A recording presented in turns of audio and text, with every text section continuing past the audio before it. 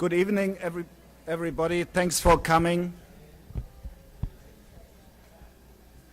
Thanks for joining us this evening. I have the honor to open our last lecture in this lecture series of this year, and the great pleasure to introduce Aaron Koblin.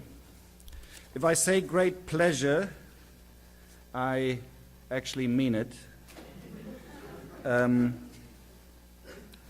It comes from a deeper spot inside me, as he was one of our great students, one of the greatest students I had the pleasure to experience and to work with.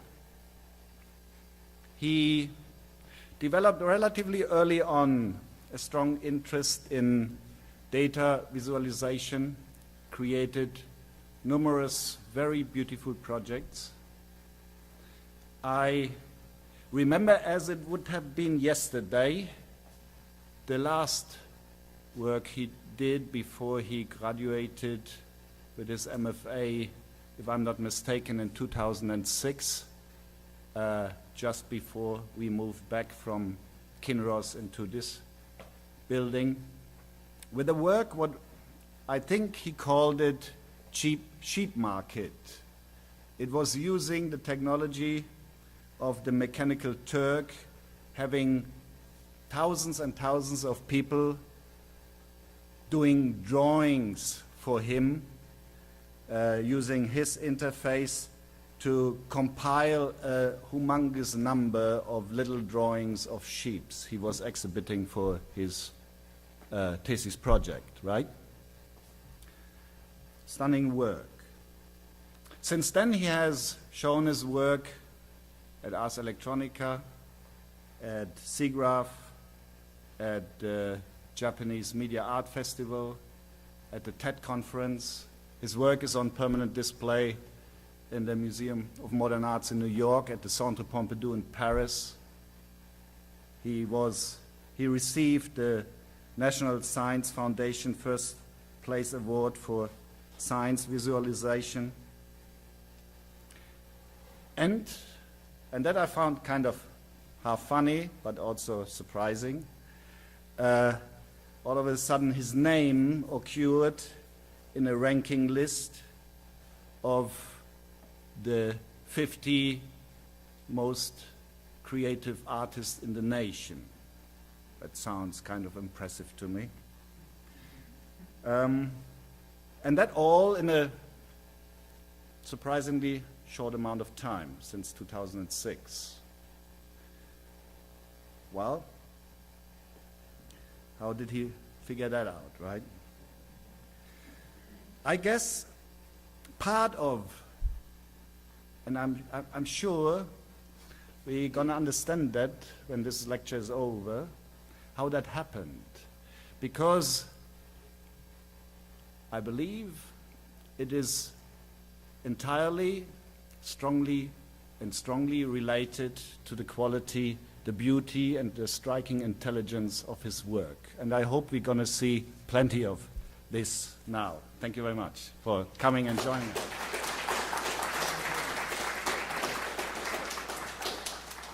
Thanks a lot. It's really a pleasure to be back here. I especially speaking in front of so many of the faculty members that help to influence my work and help to inspire me, as well as teach me some of the skills that I've learned. I think it's too bad that Casey can't be here tonight. He's traveling, but processing in particular has been kind of instrumental and crucial to the development of my thinking and creating software art. So it's really a pleasure to be back here. I'm going to try to keep it somewhat casual and do, I know especially for the faculty members, a lot of this will be a review of work that they're already intimately familiar with. So I'm just going to go over a bunch of projects fairly quickly, and then I'm hoping to open it up to a bit of a dialogue. So if you have your thinking caps on, I'm happy to answer any questions. I think a lot of the projects that I work on are loosely in this world of data art. I think this is probably a crowd that I don't really need to explain the significance of data and how our lives are being affected by technology and changed by the quantity and the type of data that we're collecting now. We're collecting not just data about our infrastructure and about our systems, but really personal data about how we're living our lives. And the data sets are really telling some fascinating stories about kind of the way the systems develop, both as conscious contributions where people are saying, this is what I ate for breakfast, as well as emergent systems where we're monitoring infrastructure and really seeing some kind of beautiful complexity. So recently, a wise media theorist tweeted, the 19th century culture was defined by the novel, the 20th century culture by the cinema, and the culture of the 21st century will be defined by the interface.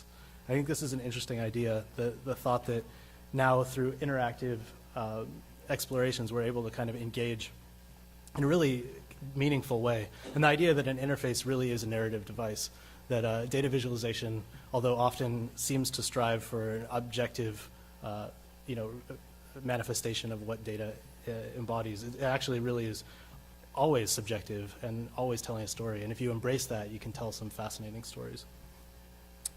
So stepping back to 2004, when I started here, this is a project called Flight Patterns that I worked on with two other folks at DMA, Scott Hessels and Gabriel Dunn.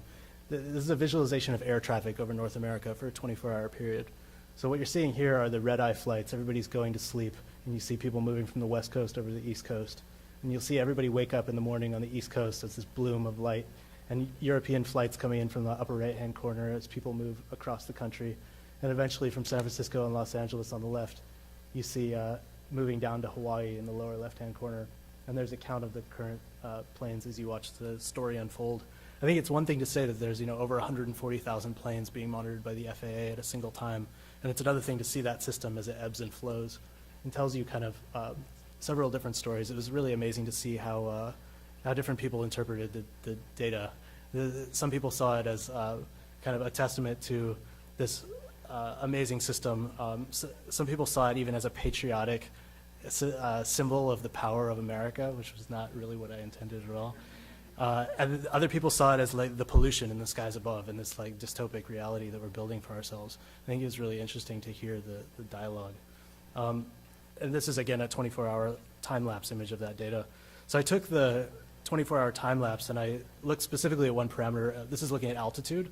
So you see where airplanes are descending into airports. And it's a Google Maps mashup, so you can actually drill down on the website and see individual airports and the ways that their different patterns emerge. This is Atlanta, and this is a major shipping location. So you see there you can also toggle like model and manufacturer and see different parameters showing you the diversity of aircraft in the skies above. And you can pan around taking a look at other airports as moving up along the East Coast and see some of the chaos that's happening like in the New York area. You see tri-state area with the 3 major airports up there and some of the chaos that air traffic controllers are having to deal with. Zooming back out, you can pan over to the West Coast and see, again, the no-fly areas, areas of low traffic over Arizona and Nevada, as well as Los Angeles and Long Beach down there. This is looking at 2 different parameters. This is juxtaposing takeoffs versus landings. And you see them color-coded uniquely. You can also watch over time the way that the airport actually changes. So you'll see holding patterns that start to develop in the bottom of the screen, airplanes creating these spirals before they go to land. And you see takeoffs as the blue, like kind of short spurts, and landings in the orange, red. And eventually the airport actually switches its function and will go the opposite direction. Another project that I worked on immediately after graduating was with the MIT Sensible Cities Laboratory. And this was looking at, it was a project called New York Talk Exchange, and it was set up as a real-time globe in the MoMA. So we had data from AT&T, and it's looking at the relationship between New York and other major international cities. And it's showing you basically the amount of IP flow, so internet traffic as it's going from one city to another. And you'll also see it subdivided between email, BitTorrent, and then we took it through long-distance phone call data. We also broke it down into boroughs, and you can see through the borough subsections which region is communicating with which part of the world. So what you end up getting is this kind of demographic insight through the infrastructure of AT&T to see kind of how the demographics break down. And this will show you in that specific subsection of that borough which cities were communicating, which cities they were communicating with the most.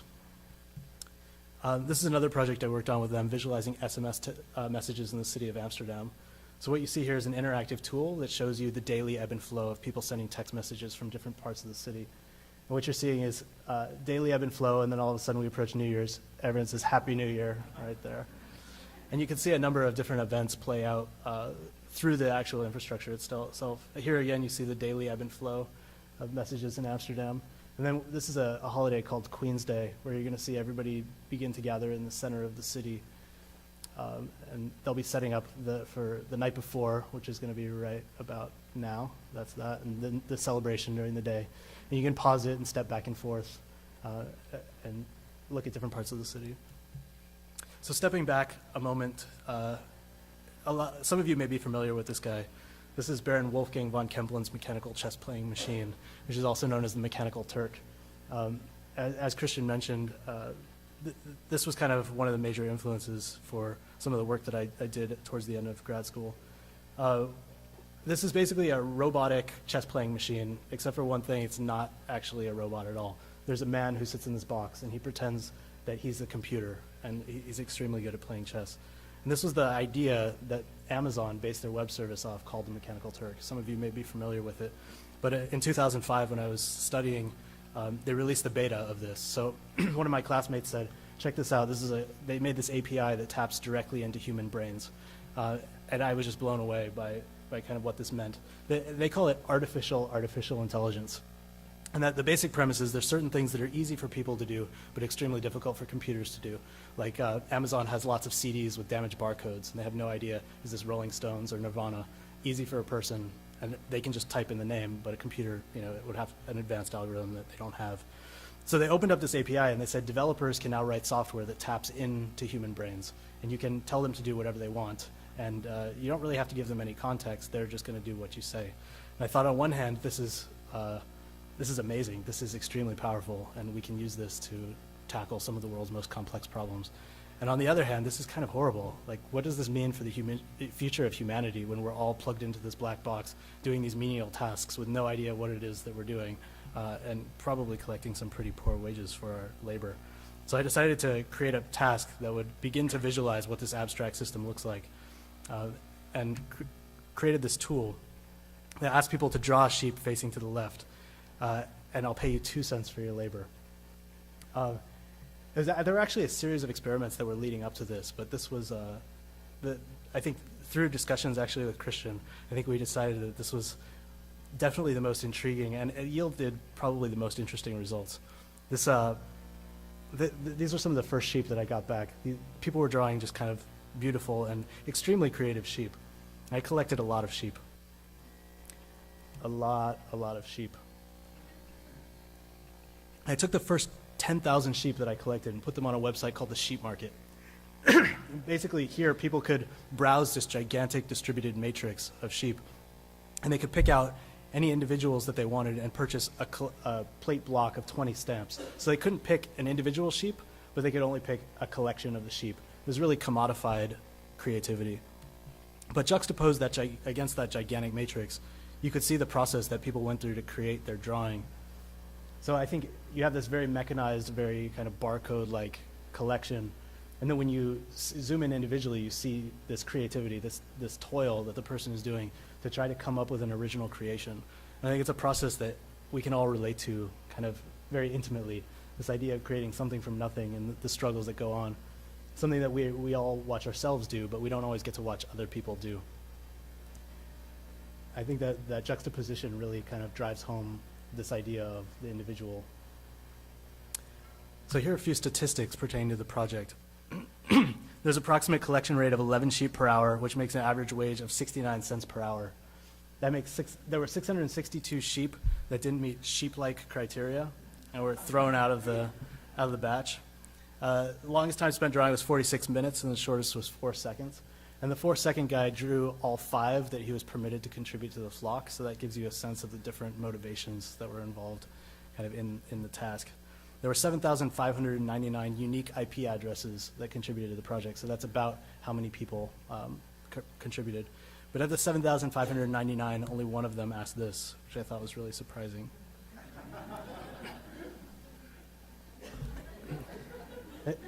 It seems like a pretty worthwhile question. Like, why? Like, what would be the point of this task, and why sheep?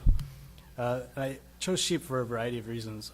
One, I mean, they have this like strong cultural significance. They're the first animal to be raised for mechanically processed byproducts. First animal to be selectively bred for production traits. First animal to be cloned. There's obviously this connotation of a sheep as a follower, somebody who just does what he's asked to do. And then there's this reference to, oh wow, we lost our video. Reference to Le Petit Prince, where the narrator is asked to draw a sheep, and he draws sheep after sheep. And eventually, the prince is finally appeased when he draws a box, and he says, it's not about the scientific representation of a sheep. It's not about rendering a literal sheep, but use your imagination, and the sheep can look like whatever you want it to look like. I thought that was an interesting, a nice nod, nice story. So this is a clip from Charlie Chaplin's Modern Times, and it's a clip of Charlie Chaplin dealing with some of the major changes during the Industrial Revolution, when people's jobs were no longer shoemakers, but they were slapping soles on shoes and assembly lines, and they had a very different relationship to their job. So this is Charlie Chaplin physically being pushed through the gears at his new factory job. And I took this frame and I divided it into 16 different pieces. And so nobody actually knew what it was that they were creating, but what you see on the left is the original frame, and on the right is the frame drawn by 16 people, not knowing at all what it is they're working on. It worked out remarkably well. So Takashi and I, another UCLA DMA grad, and I worked together to build a project called 10,000 Cents, where we basically used the Mechanical Turk for exactly what it's meant for, making money. We took a $100 bill and we divided it into 10,000 pieces, and we paid people the literal value of that $100 bill. So that was 1 cent. And they were given this teeny little graphic that they had to recreate. And they were, without, unbeknownst to them, they're creating the world's largest massive distributed forgery project. So if you go to the website 10,000cents.com, you'll see the entire bill drawing in together, and you can zoom in on individual pieces, and you can see the process that the person went through to create it. And different people did a variety of different versions of their creation. Some people very literally did what it was they were asked to do and did beautiful like stipple renditions like what you see here on the top. The guy very carefully recreates exactly what it was that he saw. And other people were a little bit less accurate, drawing stick figures or smiley faces or lips like you see there, or above it he says 1 cent exclamation, really? That's all you're gonna pay me for this? But the difference here, the biggest difference here between the sheep market and this was there was no sheep-like criteria here. Everything was included in the $100 bill. So what you see is a visual representation of how well people did what it was that they were asked to do. And if you look very closely, you'll see all of these little stories that are hidden inside the bill. But for the most part, everybody's pretty much created a $100 bill. Here you're seeing it draw in entirely.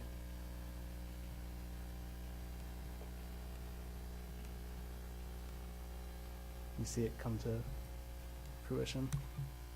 The last Mechanical Turk project I want to talk to you about is called Bicycle Built for 2000. Some of you may be familiar with this guy, Max Matthews and James Kelly, at Bell Labs in the 60s. And they created the world's first singing computer. The song that they chose for the computer to sing is called Daisy Bell. And the lyrics are basically a bicycle built for two. You might be familiar with the song. It's the song that's played at the end of 2001 Space Odyssey when Hal's dying. And he's singing this as kind of a nod to the point at which computers became human, when computers became self-aware. So Daniel and I resynthesized the entire song, and it sounds something like this.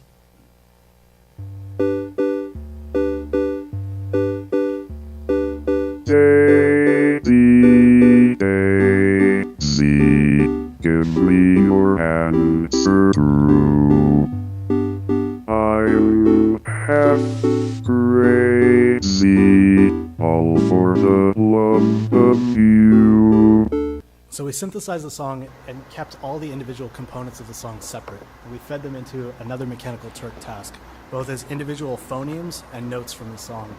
So if you came to the task, you were able to test your microphone, and then you were given a small sound clip. And you did your best to recreate that with your own voice.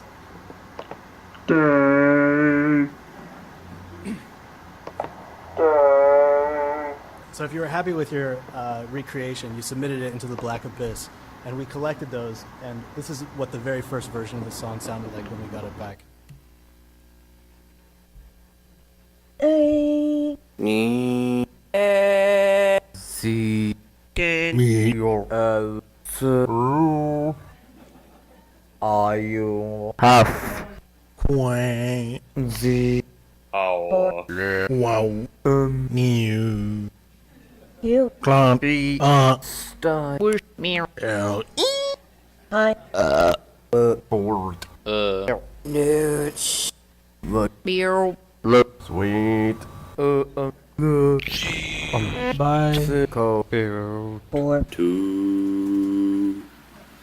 So James Surowiecki has this idea of a wisdom of crowds, that a whole group of people is going to be smarter than any one individual from that group.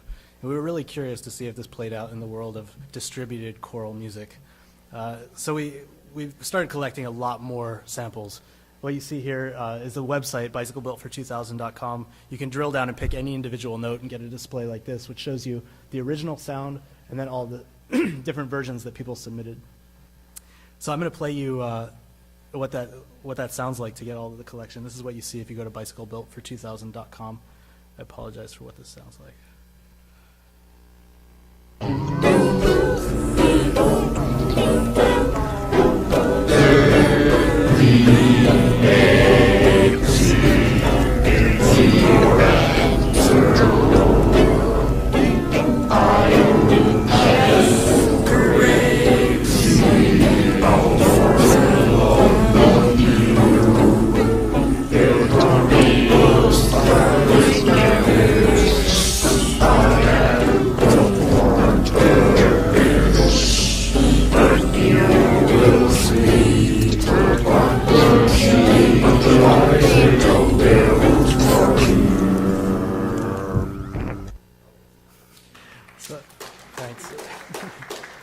So stepping back a minute, when I was at UCLA, I was also working with Mark Hansen at the Center for Embedded Network Sensing, just down the road from here. And I was writing software to visualize laser scanners.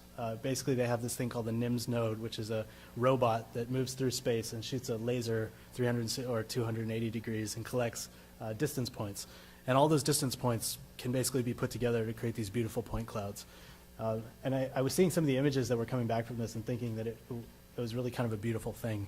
So I created an installation for the center there where people could pass through the laser and leave traces of their body through space. It was kind of their manipulation of space over time, creating this extrusion. And this was seen by a music video director named James Frost here in LA. And he said, wait a minute, you mean we can shoot a video without any video? We can just shoot a three-dimensional data-driven video. And I said, yeah, we should do this. We should make a music video. And it happened to be for one of the bands that I like most, Radiohead. So I'm going to show just a really quick clip of what that music video ended up looking like.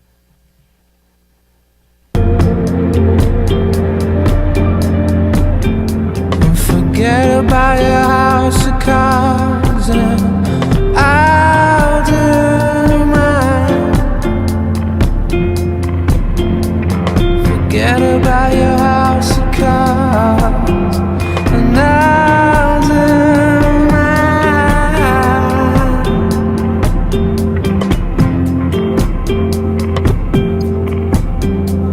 For the table, guess where?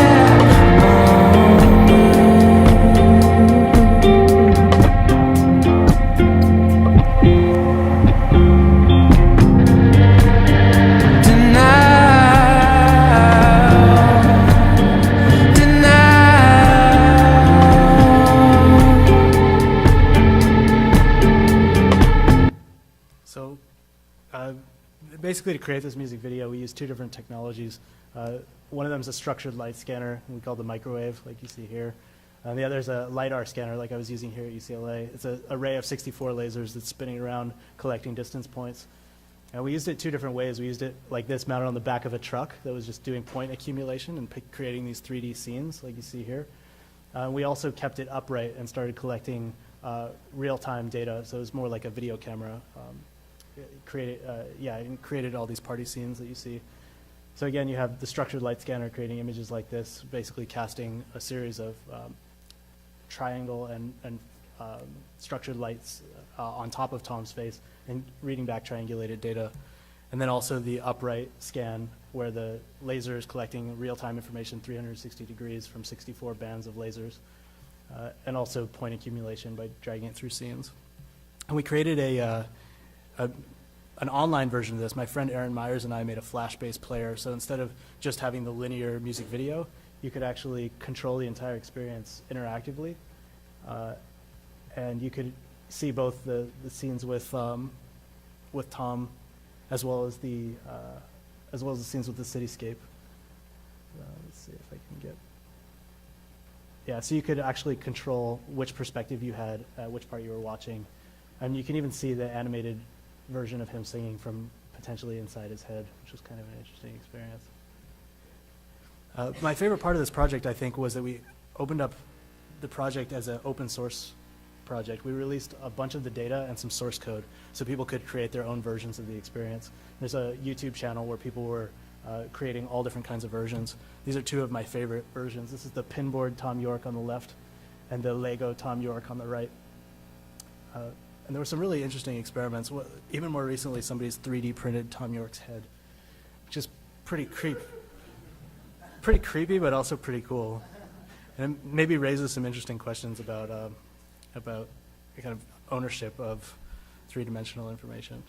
But I think that the whole idea that these people were working with the data and collaborating in the project and making really interesting things was exciting to me, especially juxtaposed against the Mechanical Turk projects that I had done before, where nobody had any idea what it was that they were working on, and they were all part of this distributed system kind of as cogs.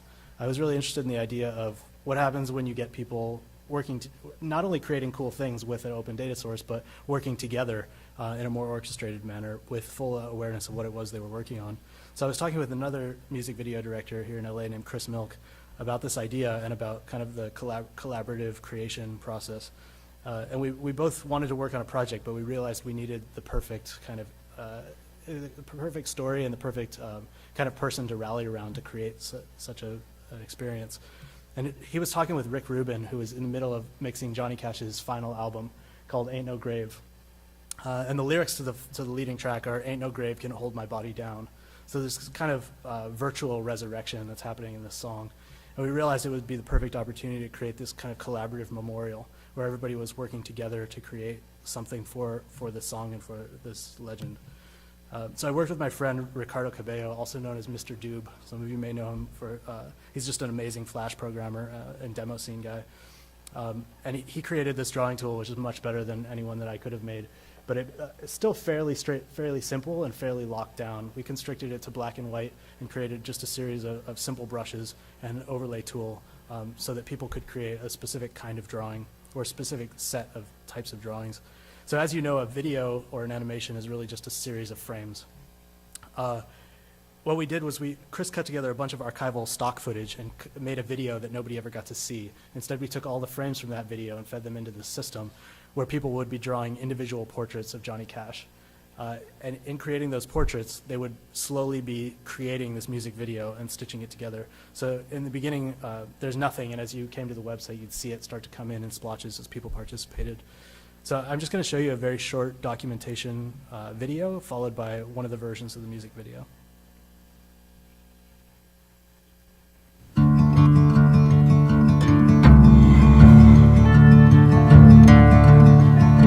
I was first shown the Johnny Cash project through my mom. She knew I loved Johnny, and she knew I loved drawing. So when I checked out the website, I was completely blown away.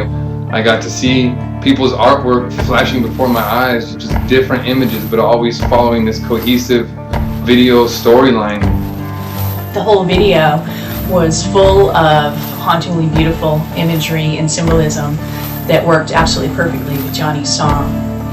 Frames were somewhat randomly distributed, and you had a limited choice of tools and textures.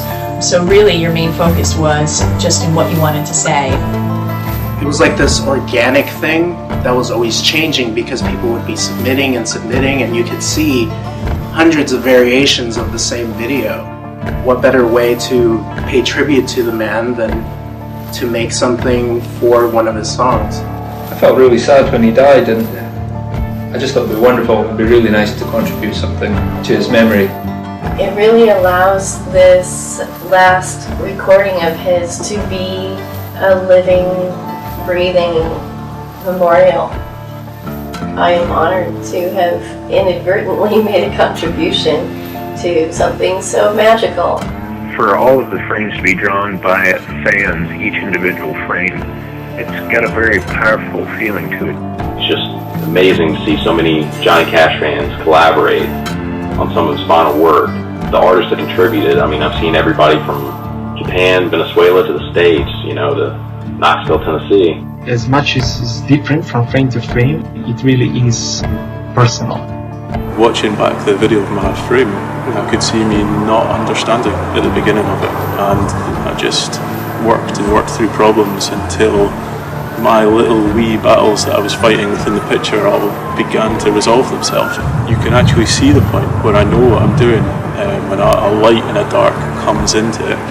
And in a weird way, that's what I actually like about Johnny Cash's music as well.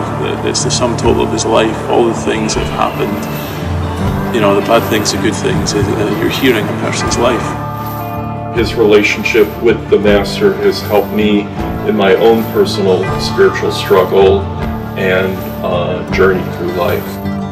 I didn't know that I could connect to someone from such a different background as mine, and for it to mean quite as much as it does.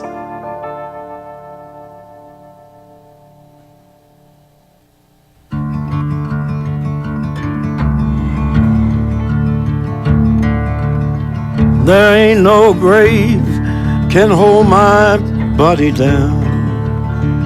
There ain't no grave can hold my body down. When I hear that trumpet sound, I'm gonna rise right out of the ground. Ain't no grave can hold my body down. Well, look way down the river, and what do you think I see? I see a band of angels, and they're coming after me. Ain't no grave can hold my body down. There ain't no grave can hold my body down. Well, look down yonder, Gabriel, put your feet on the land and see. But Gabriel, don't you blow your trumpet till you hear from me. There ain't no grave can hold my body down. Ain't no grave can hold my body down.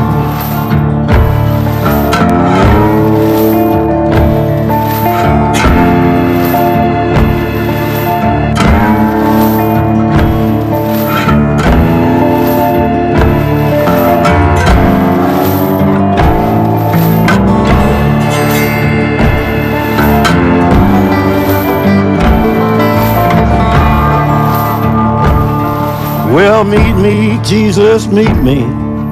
Meet me in the middle of the air. And if these wings don't fail me, I will meet you anywhere. Ain't no grave can hold my body down. There ain't no grave can hold my body down. Well, meet me, mother and father. Meet me down the river road. And mama, you know that I'll be there when I check in my load. Ain't no grave can hold my body down. There ain't no grave can hold my body down. There ain't no grave can hold my body down.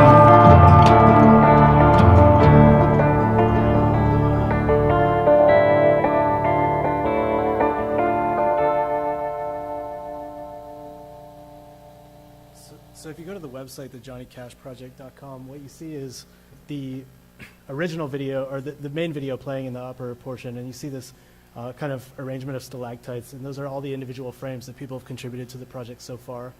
So you can roll over all those individual frames and you can see who the person was that drew that portion, where they're located. And if you find one that you're interested in, you can click on it and get a bunch more information. You can rate the frame if you're interested, and that'll kind of help one of the versions of the video bubble to the top. And you can also see the way that the person went about creating that individual frame. But there's also some metadata about how long they spent drawing it and other data. But based off of the style that you select, there's all these different versions of the video. So what you saw there was there's a stipple version, there's a abstract version, there's a sketchy version, and you can rearrange all the frames to create a different version of the video. And this is looking again at the abstract version, so you get some really crazy interpretations of how the video can be. It's kind of playing back at 8 frames a second, so it's just a little bit out of the grasp of really seeing every frame, but you kind of get these kind of beautiful hints of what's happening in the system. Another website that I run at Google is called Chrome Experiments, and this is basically a gallery of some of the crazy things you can do with HTML5 and JavaScript. So this is also a project Mr. Doob played around with. This is rendering the Google homepage with just HTML5, but obviously uniquely incorporating gravity, which isn't necessarily the most effective use, but if you find the search bar on the bottom of the screen, you can actually still type in your search query, and you'll be able to get your results. And there's a number of really fun experiments of what you can do with JavaScript and HTML5 that aren't necessarily about kind of your traditional uses of the technology, let's put it that way. This is using multiple different Chrome windows and the threading technology. You can see that it's creating kind of its own little world based just out of the windows and creating a seamless environment created by the windows themselves. And there's a few other experiments. This is looking at HTML5 and specifically a Canvas renderer, which is doing 3D graphics directly in Canvas. And now there's some new libraries, there's 3.js and some pretty amazing things being done directly with open standards, so no plugins needed in the browser. And some of the stuff that we were seeing on here was really inspirational, like really cool ways of thinking about how the internet could break out of what it had traditionally been. And that inspired another project that I worked on with Chris Milk for the band Arcade Fire. It's called The Wilderness Downtown. We were basically thinking about how can we make a music video that's really meant explicitly for the web, and what happens when we can break out of the 4x3 box or the 16:9 box and make an experience that plays out all over your screen in a number of different windows, powered by all these crazy technologies, HTML5 and Canvas. And I think most interestingly, making it data-driven experience that was tailored for each individual. So rather than being something that was the same for everyone, this really could tie into your own personal memories and make something that would resonate with you on a whole different level. So the experience starts off by asking you to enter the address of the home where you grew up. And what it does is it incorporates Google Maps and Street View content to build the storyline kind of in the setting where you grew up. So this is an experience that's better to have than to see as a group. It's kind of meant individually, but I'll just give you a really short overview of what the experience is like for those of you that haven't tried it. Changing fast. Now our lives are changing fast. Hope that something pure can last. Hope that something pure can last.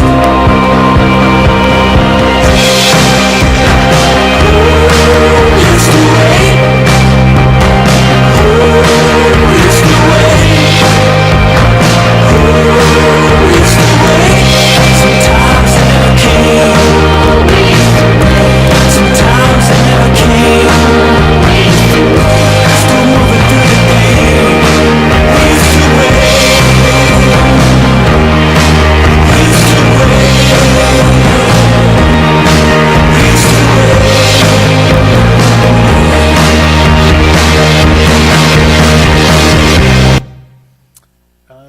So the last project that I'm going to talk to you about is an installation at the San Jose International Airport. This is a material called privacy glass. Some of you might be familiar with. It's a piece of glass that turns from opaque to transparent with electrical current. So my collaborators, Dan Goods and Nick Hoffermoss, and I created this sculpture that resides in the airport. This is a rendering that we created in processing. basically what it's doing is taking real-time weather data and creating these abstract patterns that flow through this three-dimensional space, collection of just over 2,000 panels. And using the data, you can basically think of it as moving from one space to another. So it's being affected by the current weather conditions in those locations. And this is kind of what that looks like, a little bit washed out here. But this is a video of that experience. It's a tricky environment to work in an airport setting because it's already chaotic, and you kind of want to create an experience that's not fighting for attention, but possibly even helping to add to the experience in a positive way. So this is a pillar that basically shows where this e-cloud is moving from, and it'll show you some of the criteria that it's using to decide how it affects. So this is traveling here to, I think that says Kathmandu, and it says it's light rain. So you see rain patterns being visualized in the cloud, and it has both wind direction, it has cloud reporting, it has wind speed, and you'll see all of that visualized in a slightly abstract way in the cloud. So I think if there's one thing to take away from all this work, it's this idea that the interface itself can be a strong narrative device, and that we can tell some amazing stories by kind of loosely interpreting the idea of data visualization and data storytelling. Oh, thank you very much. I'd love to open it up to questions.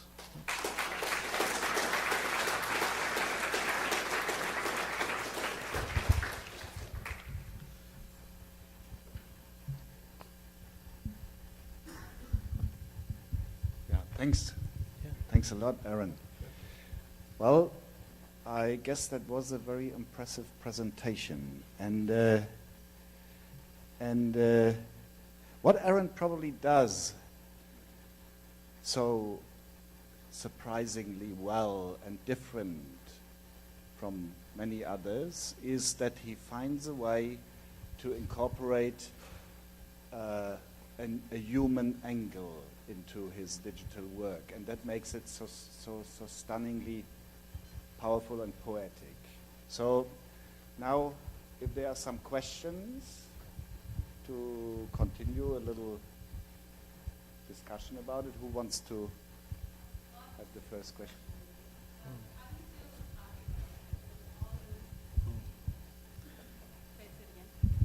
How do you deal with copyright with all those people? And I'm flabbergasted by your work. I can't. Oh my gosh. Oh. Thank you. Thanks very much. It's not always the easiest topic. It can be very problematic. I think we've been somewhat lucky. When I was working with Radiohead, they kind of have a unique perspective to some degree on copyright, as you may know about their practice in terms of selling their albums, and they were pretty open to the idea of opening the data from the video and also opening a portion of the music, so that when people created their own versions of the song, they would have permission automatically to include the music in those videos. It's not always like that, and what's interesting is it's not always up to the artist what happens with the, and it gets problematic very quickly. It's also, even when it's agreed upon, sometimes algorithmically enforced, which makes for further problems, things like automatic takedowns. And but it's just kind of constant. It's a new territory that's being figured out, and there's just kind of constant negotiations. And I think it's a fairly serious problem that we're going to continue to deal with. Do you have like a legal agreement that whoever's drawing whatever for you, even the $100 bill, would sign off on? Yeah. So with the Mechanical Turk work, there's an implicit agreement because they're Mechanical Turk workers, which means the intellectual property, and that was kind of one of the interesting experiences with the sheep market, was I really commodified their creations and started selling them in these 20 sheep stamp plate blocks. And a lot of the Turk workers were actually pretty offended by it, and they were saying, "Smarmy capitalist bastard" is actually one of the quotes. He's selling our sheep, and not to mention getting a degree. What's that? And not to mention getting a degree. Yeah, little did they know that it was also my thesis. But I think that kind of called an interesting discussion to light as well, which is they didn't realize that they were selling their creation.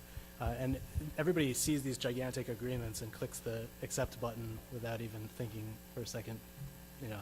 But in that case, it was very clear cut. I owned everything they did, and I could do whatever I wanted with it. In other projects, it's been less easy to control. Actually, for the Johnny Cash project, we got Lawrence Lessig to draft a very human explanation of what the relationship was going to be. And even then, because we used so much archival footage, there wasn't a single entity in control of all the source clips. So there were a lot of negotiations in terms of getting all the different pieces for it, which actually was almost the entire budget of the project. I don't know how much of this I'm supposed to be talking about, but pretty much all the money went to that, went to licensing. And the rest of it was like passion by everybody involved. The ownership still was a problem because we weren't actually licensing the clips. Nobody ever saw the video clips we were using. All that was happening was people were creating distributed derivative works, which makes it even more challenging because now it was nominated for a Grammy this year, which is awesome, for Best Music Video.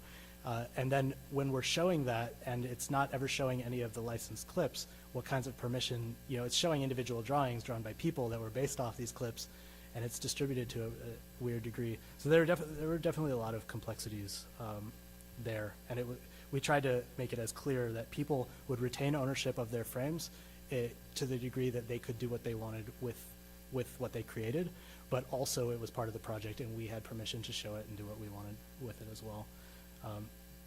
So yeah, I think it's an area ripe for development in terms of how to simplify the legalese and make, I mean, we're seeing lots of open source licenses that are pretty easy to start using, but also sometimes the differences between them are not easy to wrap your head around quickly, like Apache versus MIT, and what is it, you know, what's the difference, so, and GNU and yada yada. But yeah, it's an interesting time for dealing with IP. Are there other questions? Yeah.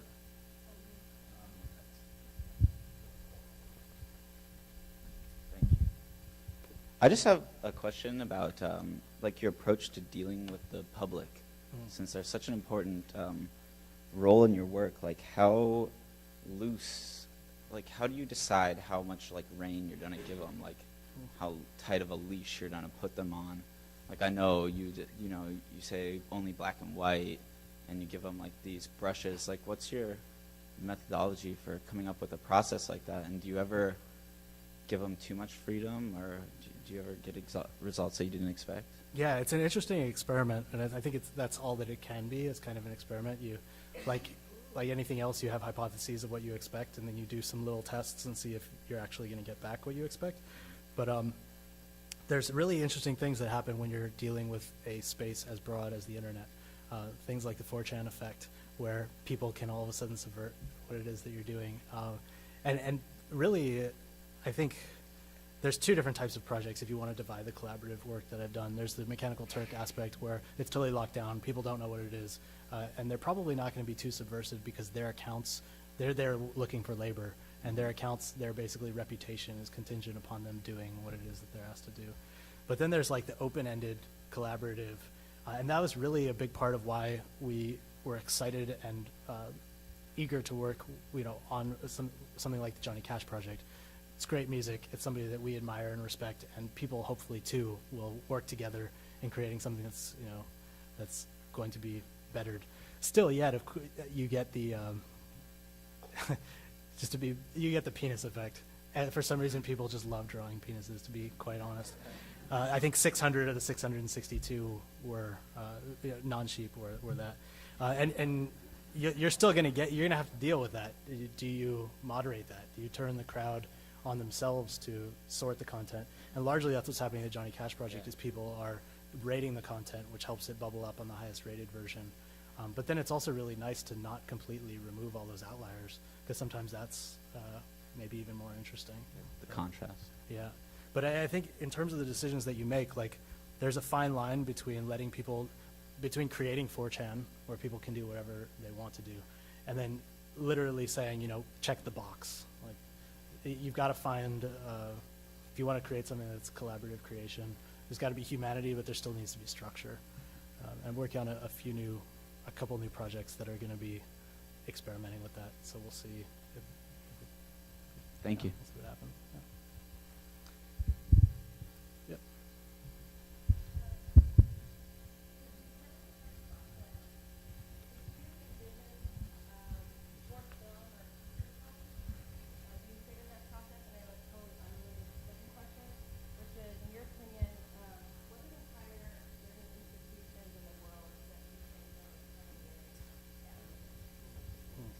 right, the first question was, could you use Mechanical Turk to create a feature film, I think it was, or a short film?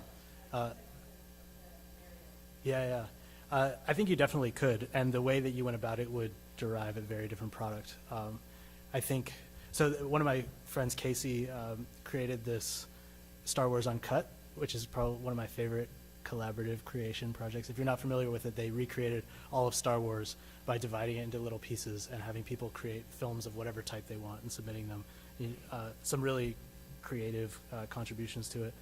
But I think the type of film you get back will depend a lot on what you ask and how much you guide it. I think ideally you'd probably get, it would be better if you didn't use Mechanical Turk, if you created a collaborative project where people could kind of, more like Wikipedia style collaboration, where people know what it is they're doing and they're, because I think that lends itself more to creativity and engagement. Yeah, so, and that's kind of what I started to do with the Modern Times thing, was to just do a distributed short through it. In terms of the second question, which institutions I think, or higher learning institutions are best for data visualization? To be honest, I'm not 100% sure. I mean, there's some great work that was being done at the Media Lab. There's some great stuff. There's some cool stuff at Carnegie Mellon a number of years ago. It seems to vary quite a bit. In terms of, I know Martin Wattenberg and Fernanda Villegas were doing some awesome stuff at IBM Research. They actually just joined up at Google, which is pretty cool. Yeah, I think data visualization is a field that is actually, especially interactive data viz, is pretty new, and there's a lot of room for people to enter in that space. It seems to be a much bigger demand than supply right now.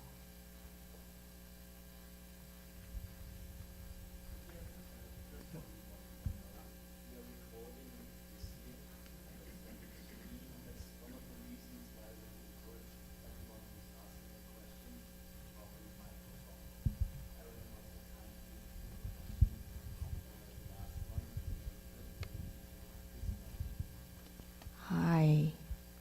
Thank you for the lecture. I just wonder if you can talk a little bit about the creative lab at Google and how it works in terms of people pitching ideas, how much projects actually get realized, and resources and things like that. Yeah. So I've been working for 2.5, coming on 3 years at Google, and there's a group called the Creative Lab. It's now mostly based out of New York, but I just started a small team in San Francisco called the Data Arts team. And it's a pretty cool job for a nerd like me, because you have lots of really bright people developing new tools and technologies, and largely we're tasked with basically sharing them with the world in interesting ways. So the San Francisco office is operating a little bit different than the New York office, in that there's a small pod of us nerds geeking out, a lot of software development, and in New York office, it can vary from, there's filmmakers, there's designers, there's a variety of different types creating some pretty interesting stuff. So it's fairly self-guided. We work with all the different teams. So there's, not just at Google, there's a lot more than just search. There's the Chrome. There's a variety of different products and services. So kind of is an interesting interplay with the engineers and all the different folks, kind of to figure out what we can do with what. I don't know if that answers anything, but that's the gist of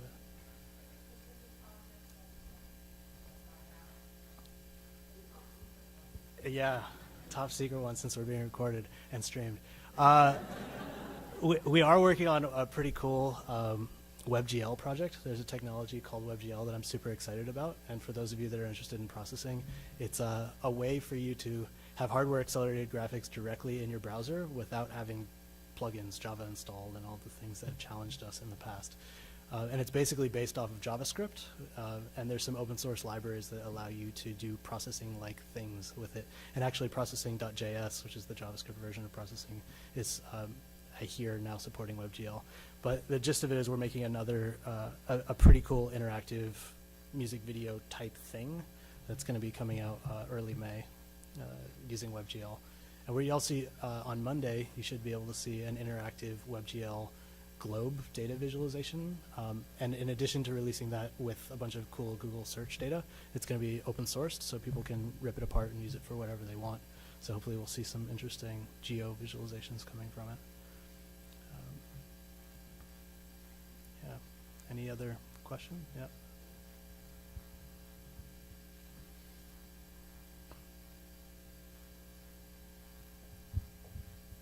Hey, so I was wondering kind of about your process, sort of when you get these huge data sets, such as the weather project you worked on, which is more or less just a bunch of numbers.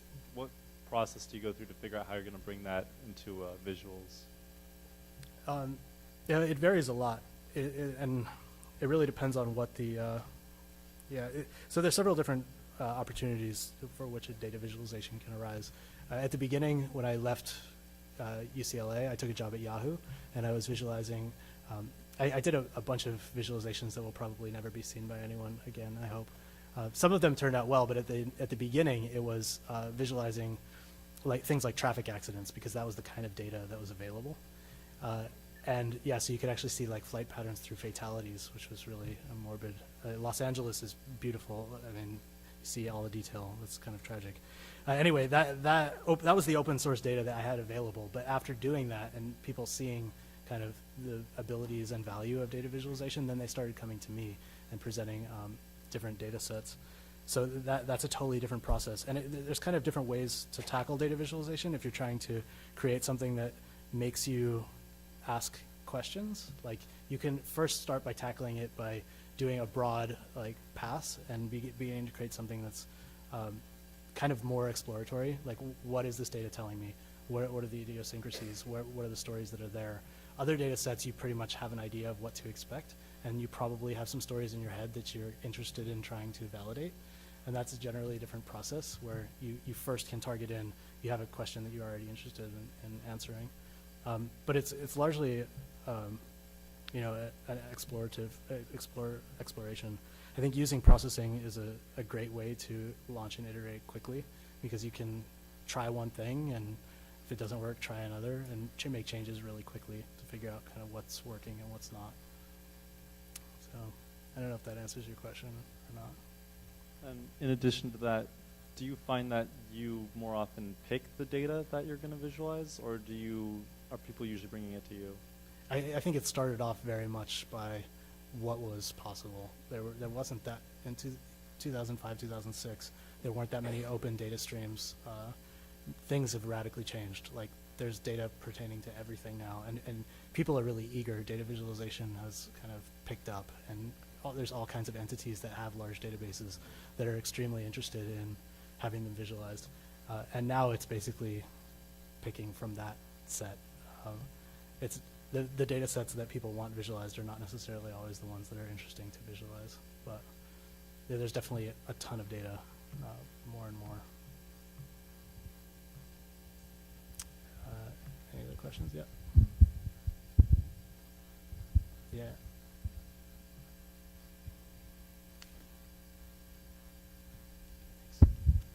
All right, microphone. The San Francisco Airport project, to me it seems to stand out from your other work. I mean, all your work is fantastic, of course, but the San Francisco Airport project is in a physical space, whereas your other pieces are in, you know, the non-space of people's screens or online. Is that an important distinction for you, or is it something you find interesting or indifferent to? Any thoughts? So I have done a couple other projects that are more in physical space, but they've still been screen-based. I think that project definitely does stand out because it was more of a sculpture and more site-specific. I've always been interested in software art, especially because it can be deployed to the masses very quickly and easily, and it can be shared widely. You know, it's a totally different way of working. I think that project was a great learning experience for me for a variety of reasons. It's the longest project that I've ever worked on. It was probably 3 years in the making, I think.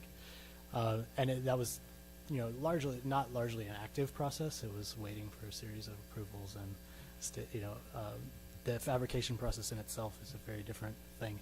I think I'd love to do more physical work, but it was nice because I was collaborating with two people who had experience in that realm, so I could focus a lot on the digital backend and the previs, the visualization of what in an ideal world it would look like, which of course bears very little resemblance to what it looks like in reality. I think that what I just said has been a bit of a difficulty. When I was here, I was really interested in trying to play with pcomp, like prototyping with Arduino and like all this physical computing stuff, but I found myself getting fairly impatient and not being able to deal with the insecurity of knowing if that smell that I just smelled was the melting circuit board, and whether it was I like logic problems that can be solved through software. The real world is, I have a ton of respect for it, but it's difficult for me to handle it sometimes. So I think to answer your question, I'd love to do more physical stuff, and I see down the line my growing a better tolerance, more patience. Yeah.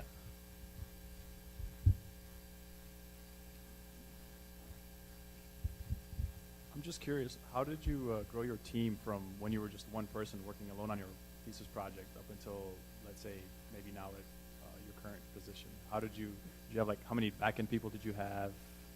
I mean, this team's brand new. It's been around for like a month and a half. I've been working with a bunch of folks at Google and Creative Lab and across the company, but the data arts team is very new. The other projects were still largely collaborative. I mean, stuff like the Wilderness Downtown, we had both a bunch of folks at Google working with us. Chris and I worked with a company called Be Real out of New York, and also, again, pulled in my friend Ricardo, Mr. Dube.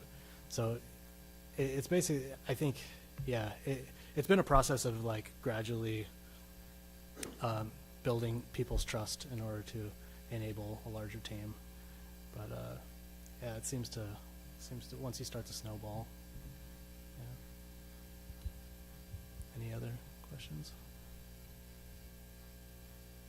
Yeah.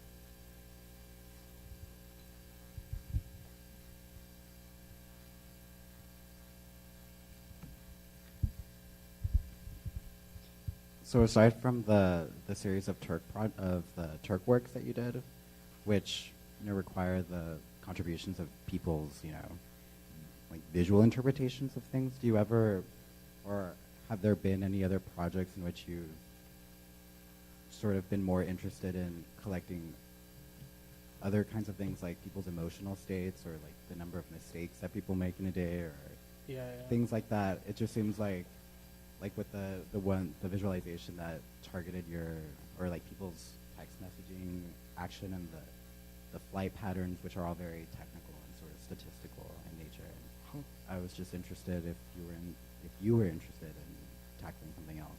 Yeah, no, I think so. I did collect the audio stuff, which was a different contribution, and I started to do some experiments by asking people to self-report things like emotions and activities, and there's something about self-reporting that always feels a little bit problematic to me. Like if you ask somebody how they feel, like the honesty that you do or don't get back seems to vary quite a bit, and sometimes the kind of the way that you relate to it, at least the way that I relate to it, isn't always as I enjoy the media exchange. I enjoy the people creating things that are really rich, and I personally haven't found ways that words can achieve that. I mean, there's a lot of, so Mark Hansen's a great example of an exception to everything I'm saying, because I think the Listening Post is a live data visualization project that is able to use some basic like natural language analysis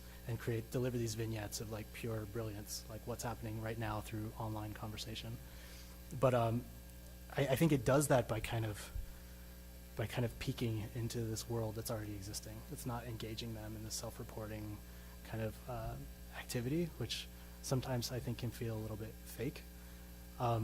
That said, I would love to do more textual and kind of more, I don't want to say narrative, but like that kind of textual engagement I think could be really cool, but it's problematic for a lot of reasons. I think Mark figured out a good way to do algorithmic. It wasn't really natural language. It was like, here's algorithmic assessment and then delivery. Whereas if you try to like have a computer understand the meaning of words, despite the fact that we've made great advances in that world, I still think it doesn't it doesn't play out. And if you start doing statistical analysis, like aggregation of words, to me it feels kind of cold and sterile. Like, what was the meaning? What was the context of the use of that word? And I'm not saying it can't be done. I've seen some good examples, but I feel like it's a world of complexity. Yeah. Well, I think that's interesting that you approach it in that way. Like, how do we analyze, like, or how do we standardize the meaning of words and things like that? And I just instantly related it to, like, Google. When you type in something in the search engine, it kind of tries to guess it based on, like, you know, I mean, I don't have an understanding of algorithmically how that works, but it's based off statistics, right? Not based off natural learning. Right. So, I mean, wouldn't there be a correlation with that in the sense of, like? Kind of, but I think that's what I was getting at. Again, is like the idea of, like, you can't really argue with statistics, but if you try to develop an algorithm that is more based on really understanding, like Google's not interested in understanding, like, what those specific terms are. It wants to know how to get you to what you want as fast as possible, and that's generally through statistical. It's worked in the past, it's going to work again.